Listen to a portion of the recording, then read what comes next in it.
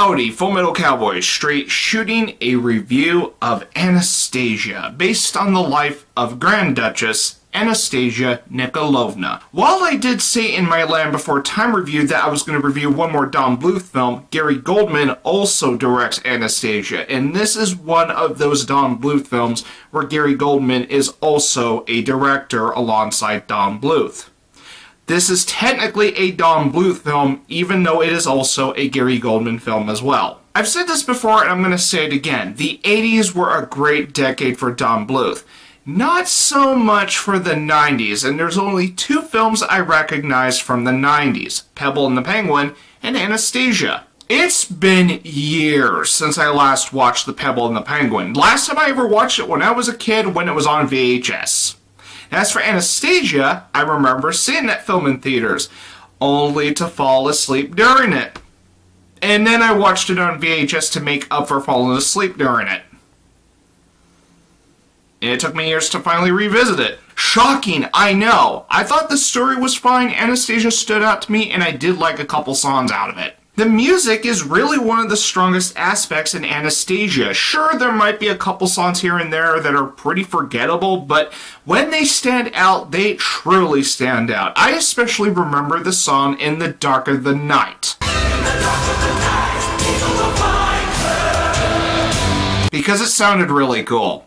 Side note, I have a little story to tell leading into why I'm reviewing Anastasia on this particular occasion in response to a friend's birthday. Back in spring of 2018, I attended my local anime convention in downtown Seattle known as SakuraCon, and this is a convention I go to annually. And this very friend of mine cosplayed as Anastasia for SakuraCon 2018. The reason I do not have a photo of her cosplaying as Anastasia is because I did not get permission to display a photo of just that. It's one of my policies with my channel. And that's not the only thing. The Masquerade Ball at SakuraCon 2018 played one of the songs from Anastasia, and her birthday conveniently falls in December.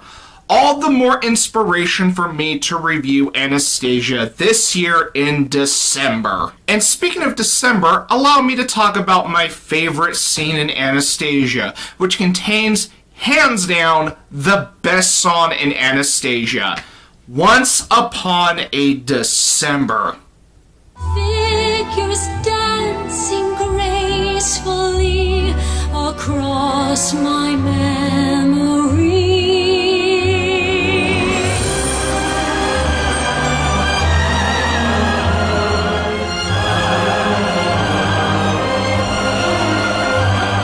Just wow, this song sends chills up my spine in a good way. Not to mention, the animation is incredible in this scene. And that's another thing that's good about Anastasia. I love looking at the animation in this film. It looks great for 1997, and there's some use of 3D animation that's used sparingly, and it looks impressive back then, still looks good today. I also find Anastasia well casted as well. I enjoyed the performances by Meg Ryan, John Cusack, and Kelsey Grammer. Heck, Christopher Lloyd's in this film, and he's fun to listen to. And there's also Hank Azaria as Bartok the Bat. In case you don't know who Hank Azaria is, he's memorable for voicing a few Simpsons characters that you probably know of. I can understand if younger audiences like this film, especially with its characters. Anastasia visually stands out and is also a likable character, but not without her feisty attitude at times. As for Dmitri and Vlad, I suppose they are also likable characters. As for Rasputin, the main antagonist, he is enjoyable. And of course, Bartok is the comic relief in Anastasia. One of my issues with Anastasia is its direction. This sentiment has been said by other fans of Don Bluth's work. I couldn't help but notice this myself, but it is that Anastasia comes off as trying to be like a Disney film. If you're familiar with some Disney princesses, Anastasia's character arc feels like one. As for Dmitri, take a guess what role his character serves in Anastasia. And Rasputin, as enjoyable as he is, he's a one-dimensional villain. And as for Bartok, he's just in there so kids would find him funny. I think he's a bit annoying. But you know what? Anastasia's overall direction pales in comparison when you put into account that this film is historically inaccurate. Oh yes, I am heavily criticizing this film for its historical inaccuracies. I know what some of you are probably going to say.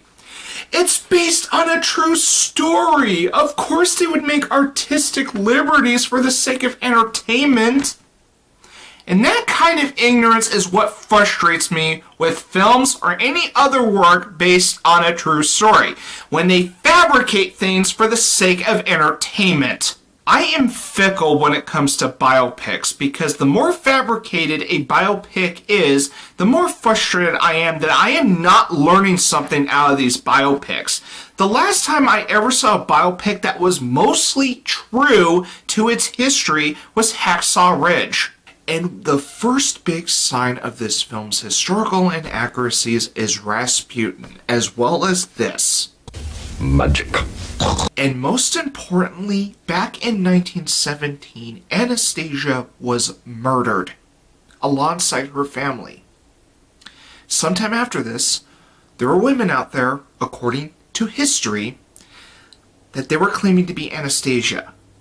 This film could have tackled that aspect. They could have went with that point of view.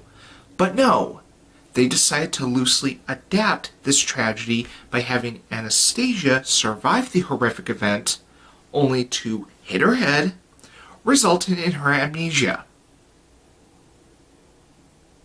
I'm just going to say it, the script to Anastasia is mediocre. While the film's first act will infuriate historians, which will carry on for the rest of the film, I actually enjoyed the first 30 minutes of Anastasia. That's where the best songs came in. That's where the animation was more impressive. But as the film progressed, I really was not invested in the characters, largely because of how it is set up and how it strays from the truth.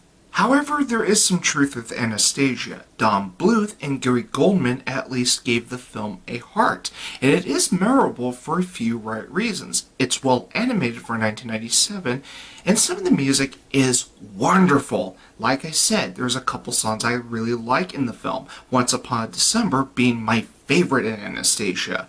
But with the script writing and direction being disingenuous by the sheer amount of ignorance of looking up the history of Anastasia and make it kid-friendly and sugarcoat the whole tragedy of Anastasia, I cannot stand behind that. I'm going to be shooting a 5 out of 10 for Anastasia. Even though I gave Anastasia a 5 out of 10, I actually still enjoy this film for its own merits, and I'm not opposed to owning the film on Blu-ray, or the soundtrack, or the musical.